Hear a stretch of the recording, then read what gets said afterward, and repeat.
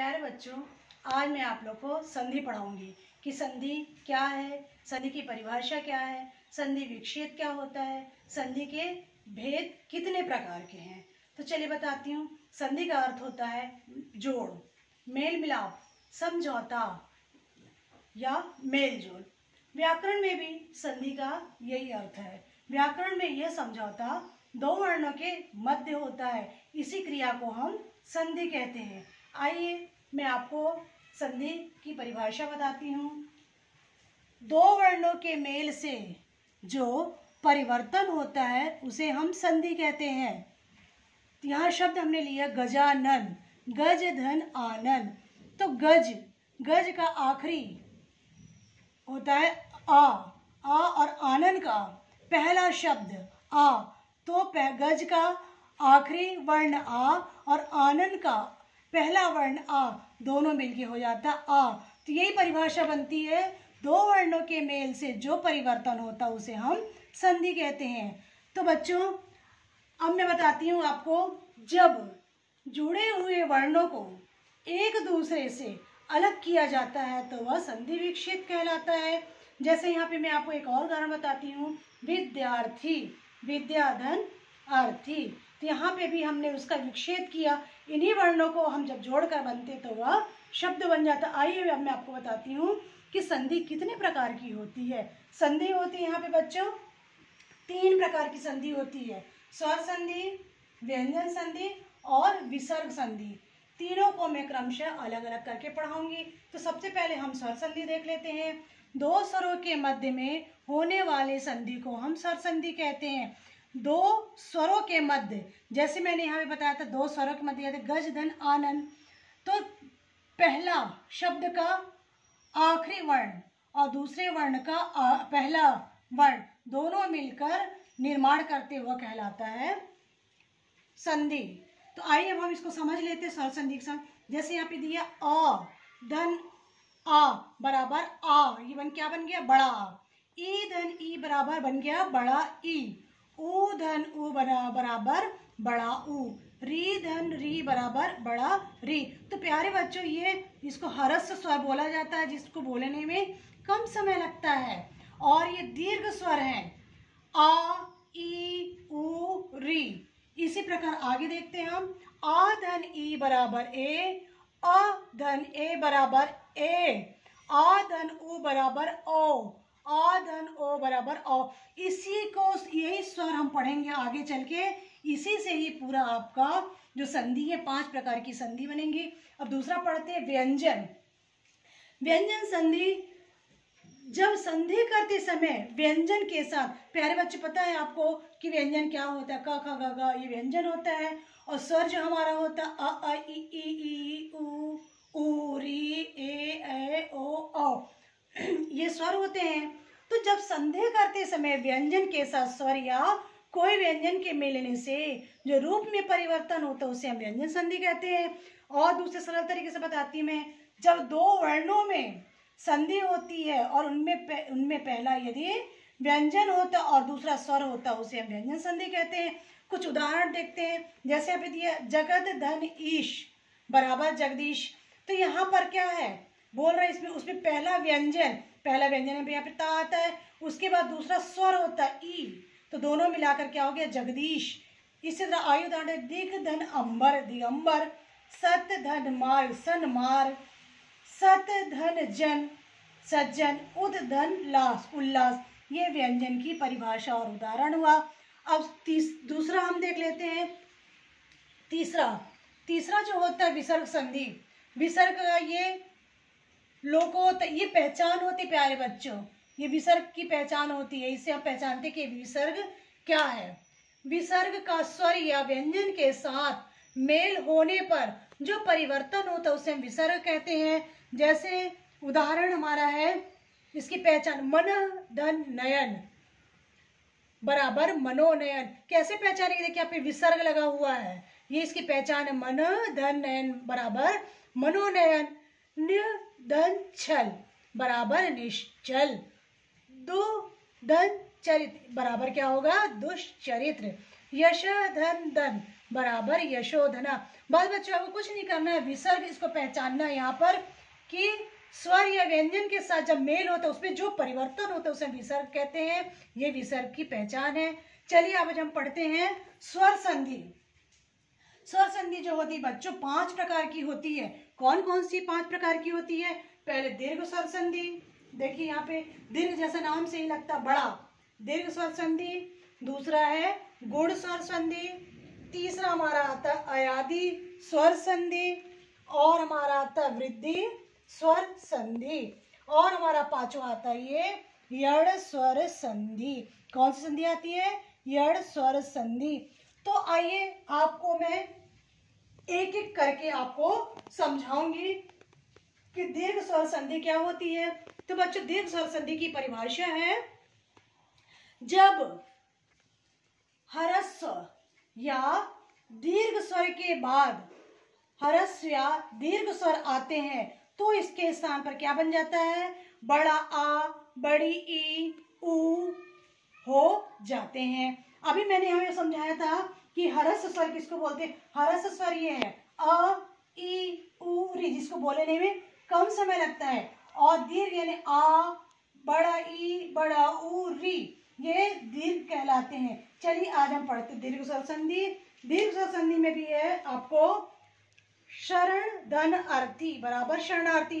अब यहाँ पर देखिएगा शरण में आ, शरण ये हुआ, इसके नीचे आ, अर्थी ये हुआ अ, तो दोनों मिलके क्या बन गया? आ। शरणार्थी, शरणार्थी, तो यहाँ पे मात्रा के कारण इसमें आ लग गया तो क्या बन गया? शरणार्थी।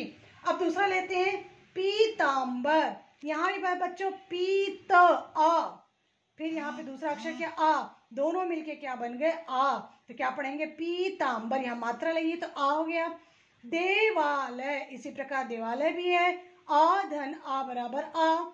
स्वधन अर्थ, स्वार्थ, आ धन आ, इसमें भी बड़ा आ गया। अब है देव आगमन, इसमें भी वही है। भानु धन उदय, भानु धन उदय, उदय ये भी बन गया, क्या बन गया? भानुदय। परीक्षा, परीक्षा।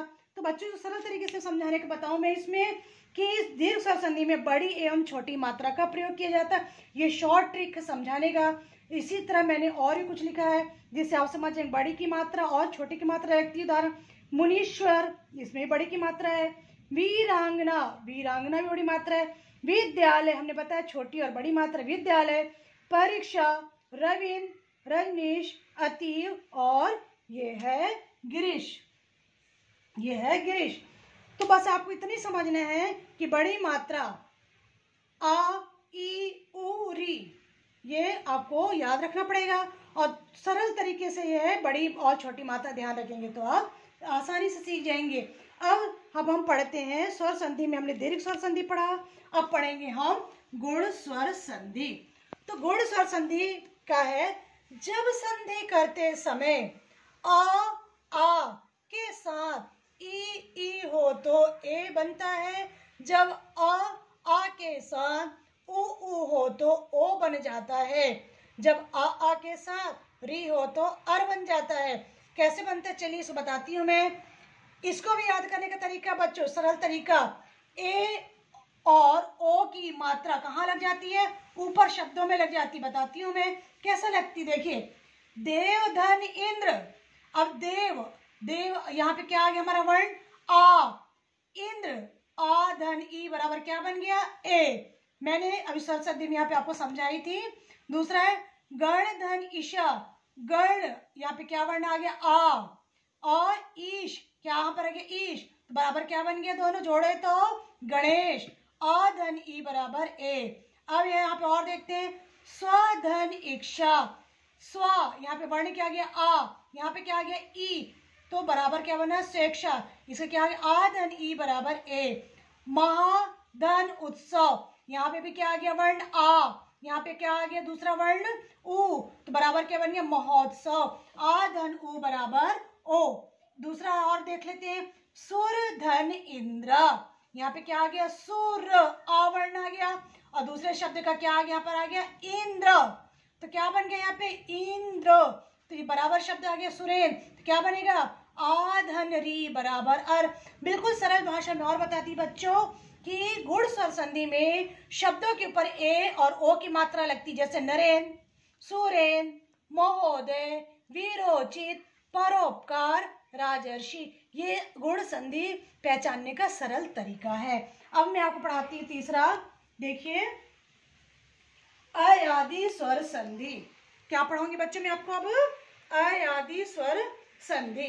तो देखिएगा अयादि स्वर संधि में जब संधि करते समय, संधि का अर्थ हमको मालूम है कि जोड़, जब संधि करते समय ए ओ के साथ कोई अन्य स्वर ए का ए का आय, ओ का औ और औ बन जाता है, उसे हम अयादि स्वर संधि कहते हैं। तो बिल्कुल सरल तरीका इसका भी पहचानने का है। इसमें आपको पहचानना आय,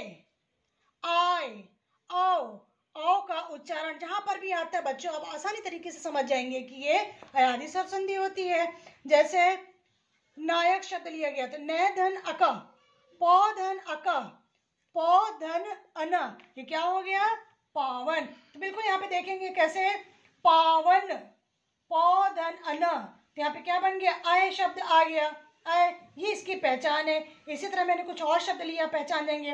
नयन, शयन, गायक, भवन, भावुक, नायिका, गायिका। तो बच्चों बिल्कुल सरल तरीका ही हमारी अयादि स्वर संधि पहचानने का।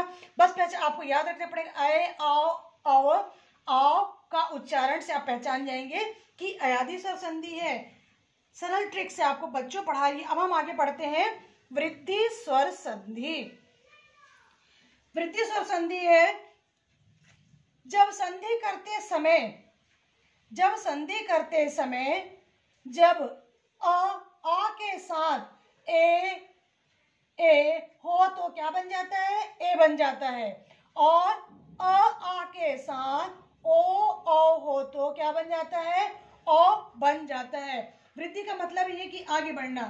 तो देखिए क्या इसका भी एक पहचान है, सरल तरीका इसका भी पहचान है कि जब हम कोई शब्द बनाते हैं उसमें ए की मात्रा और ओ की मात्रा लगती है, ये इसकी पहचान है। आसान तरीका बता रही मैं बच्चों, एक बार और सुन लीजिए। जब हम वृद्धि स्वर संधि जब बनाते हैं तो इसमें जो शब्द रहते हैं उसमें ए की मात्रा और ओ की मात्रा लगी रहती है। देखिए कैसे लगी रहती है? एक धन एक, क्या होगा? पहले का वर्ण का एक, ये आ वर्ण बना एक, तो यहाँ पे क्या आ गया? ए, तो दोनों क्या बन गया? आ धन ए बराबर ए। वन धन औषध, वन धन औषध, वन आ, इसका आ बना वर्ण और दूसरे शब्द का क्या बना? औ, तो क्या बन गया? वन औषध, आ धन औ बराबर औ। अगला देखते हैं महाधन ऐश्वर। इसमें भी देखिए महा, आ की यहाँ पर वर्ण आया और दूसरा वर्ण आ रहा है ए की मात्रा, तो दोनों मिलके बन गया महेश्वर, आ धन ए बराबर ए। तो और उदाहरण पे देख लीजिए। सदैव, मैंने जो लिखा यहाँ पे पहचानने के लिए, सदैव में भी देखिए दो मात्रा लगी है। परमौषध, परमौषध में भी दो की मात्रा, मत्स्य में भी दो मात्रा, अघय में भी दो मात्रा, देवोदार में भी दो मात्रा, महोज में भी दो मात्रा, महोषध में भी दो मात्रा। तो बच्चों वृद्धि स्वर संधि पहचानने के लिए आपको ए और ओ जो दो मात्रा लगती है इसको आपको पहचानना पड़ेगा। अब आता है यण स्वर संधि। ये यण स्वर संधि है। अब मैं आपको पढ़ाऊंगी यण स्वर संधि। तो प्यारे बच्चों यण स्वर संधि की परिभाषा है जब ह्रस्व या दीर्घ स्वर के बाद अन्य स्वर आए तो क्रमशः उसके स्थान पर या वा अर हो जाता है। जैसे प्रत्युपकार, प्रतिधन उपकार, अन्वय, अनुधन प्रय। मैं आपको समझाती हूं कैसे ये बनेगा यण स्वर संधि। इसके लिए मैं लिखी हूं जैसे य, र, व, ला, आधा अक्षर। तो यण स्वर संधि की पहचान है प्यारे बच्चे, य, र, व के पहले क्या आ जाता? आधा अक्षर। ये आपको पहचानने के लिए मैंने एक ट्रिक लिखा है। अब देख लेते हैं कैसे है। अति उत्तम, यह शब्द बना अति उत्तम, इसमें भी आधा अक्षर आया है। तो अब देखते अति, अति ई आया वर्ण में, यहाँ पर ती के बाद वर्ण आया ई। और यहाँ पर है उत्तम, तो ई धन उ बराबर क्या बन गया, यू। प्रतिधन उपकार शब्द बन गया प्रत्युकार, यानी यहाँ पे भी देखिए आधा शब्द आया। इसी प्रकार ई धन उ बराबर ए बन गया। प्रत्यक्ष प्रत्यक्ष, इसमें भी आधा अक्षर आया। ई धन आ बराबर ए। अब है सुआगत स्वागतम, इसमें भी आधा स्वा है। अब ये कैसे बना, सु आ धन आ बराबर बन गया वाह। मात्र आज्ञा यानी मात्राज्ञा, तो यहाँ पे भी हम मात्र में आ गया री, आज्ञा आ बराबर बन गया रा। इसी प्रकार बच्चों मैंने शब्द लिया है अत्यधिक में भी आधा, यद्यपि, इत्यादि, न्यून, प्रत्येक, स्वागतम, अन्वेषण, अत्युत्तम, स्वच्छ, उपर्युक्त और अन्विति। इसी प्रकार बच्चों मैंने आपको स्वर संधि के 5 प्रकार बताई।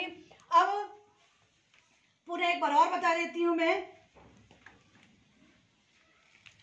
कि संधि दो वर्णों के मेल में जो परिवर्तन होता है उसे हम संधि कहते हैं। जैसे शब्द लिया था गजानन, गज का पहला वर्ण, आनंद का आखिरी वर्ण, ये हो गया। उसी प्रकार संधि 3 प्रकार की होती है, स्वर संधि, व्यंजन संधि और विसर्ग संधि। स्वर संधि 5 प्रकार के होते हैं, दीर्घ स्वर संधि, गुण स्वर संधि, अयादि स्वर संधि, वृद्धि स्वर संधि और यण स्वर संधि।